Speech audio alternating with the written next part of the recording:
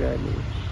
Good morning sir. Good morning sir, जब बच्चों की कॉपी लेट चेक होगी तो उनको बच्चों को समस्या आएगी, तो इसमें क्या कहना चाहेंगे? भैया देखो, ये बात आपकी जायज़ है। जो 6 सेमेस्टर वाले स्टूडेंट्स हैं, अगर उनकी जो आंसर स्क्रिप्ट जो चेक ही नहीं होंगी और हमारे शिक्षक महोदय कॉपी चेक करने के लिए सेंटर्स पर नहीं जाएंगे और बच्चों को बाहर भी अप्लाई करना है, और हमारी प्रतिष्ठा भी है, यूनिवर्सिटी ऑफ दिल्ली की प्रतिष्ठा है, वो ज़रूर धूमिल होती है।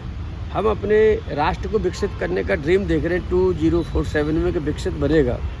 मेरी ऑनरेबल वाइस चांसलर महोदय से, पूरे यूनिवर्सिटी प्रशासन से प्रार्थना है कि वो जितने सारे जो शिक्षक हैं एक सर्कुलर निकालें, कॉलेज प्रिंसिपल्स को पूछे कि भाई आपके यहाँ से कितने जो है विदेश गए टीचर्स, और वो पासपोर्ट्स पर उनकी जो मोहर लगी उनका डाटा मंगाएं। अच्छा, ऑनरेबल वाइस चांसलर के बिल्कुल अधीन आते हैं सारे डिपार्टमेंट्स। वो सारे डिपार्टमेंट्स के टीचर का जो ऑनरेबल टीचर्स हैं हमारे, उनका मतलब जो विदेश गए यात्रा हुई है पासपोर्ट से, उनकी वेरीफाई करें और देखें क्या यूनिवर्सिटी ऑफ दिल्ली से परमिशन ली है।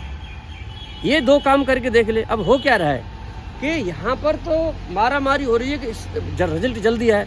अब जो कोई गेस्ट पढ़ा रहा है या किसी ने गेस्ट पढ़ाया, वो फिर भी भाग रहे हैं कॉपी चेक करने के लिए। लेकिन जिन्हें सरकार ने इतना सम्मान दिया है, परमानेंट अपॉइंटमेंट दिया है, प्रमोशन दिया है, वो अभी अपने घर बैठे।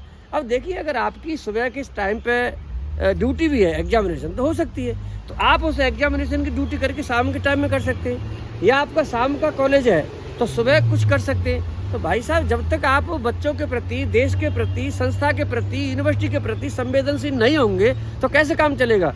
और मुझे तो नहीं लगता कि सब प्रशासक जो है ना, क्यों मतलब इस पे एक्शन नहीं ले रहे। अरे भाई साहब, नो वर्क नो पे कब आएगा और कैसे आएगा?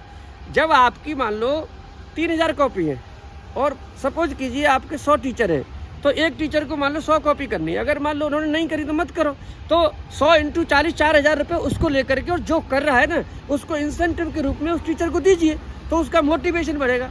जब तक आप जो है फाइनेंशियली एक्शंस नहीं लेंगे तब तक बिल्कुल भी सुधरने वाले नहीं है। क्योंकि हर क्या है, ये तो डकैती है ना। आप एक्शन कोई मत लो, लुटने दो सबको, सब सैलरी फ्री की जाने दो, और सब जो मेडिकल है उनको फ्री की, सब फ्री की, सब। जब कोई एक्शन है ही नहीं, जब न काम करने की कोई दंड है ही नहीं, झूठ बोलने का कोई दंड है ही नहीं, कुछ मतलब दंड है ही नहीं, तो सारे के सारे तो फिर ऐसे ही जाएंगे। तो मैं बहुत दुखी मन से इस बात को कह रहा हूँ। बहुत ही रसातल में चला गया है value system, ethical value, sensitivity. मेरी प्रार्थना है यूनिवर्सिटी ऑफ दिल्ली से, अपने सभी कॉलीग से, कॉलेज प्रिंसिपल से, संवेदनशील होने की जरूरत है। अब ऐसे नहीं कॉलेज प्रिंसिपल बना दी, वही क्लास नहीं ले रहे मान लो, तो क्या मोटिवेशन करेंगे दूसरों को?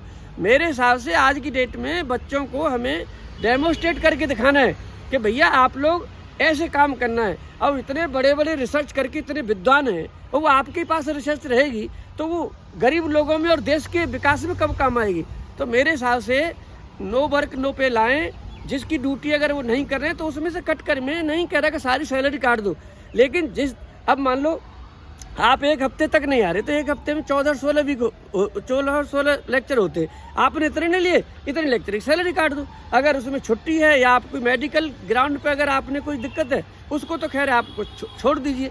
लेकिन यहाँ बड़ी अजीब सी बात है, मतलब पता नहीं, हम तो ये कह रहे हैं भैया तुम्हें जो नेतागिरी करनी है, आपको दुकान चलानी है, कुछ भी कीजिए, लेकिन अपना जो शैक्षिक वर्क है, एकेडमिक वर्क है, उसको पहले पूरा कीजिए, इसके बाद दूसरे काम कीजिए। तो मेरे को दर्द है, बहुत ज़्यादा टीस है इस बात की कि हम अपने यूथ को क्या दे रहे हैं, और इससे हमारा देश जो है ना बलवान होने की जो रफ्तार पकड़ रहा है उसमें कमी आएगी। मेरी सभी से प्रार्थना है कि आप अपने कर्तव्य को समझें और उसको करें अपने अपने लेवल पर, तभी जाके 2047 में हम विकसित देश बन पाएंगे। धन्यवाद, नमस्कार।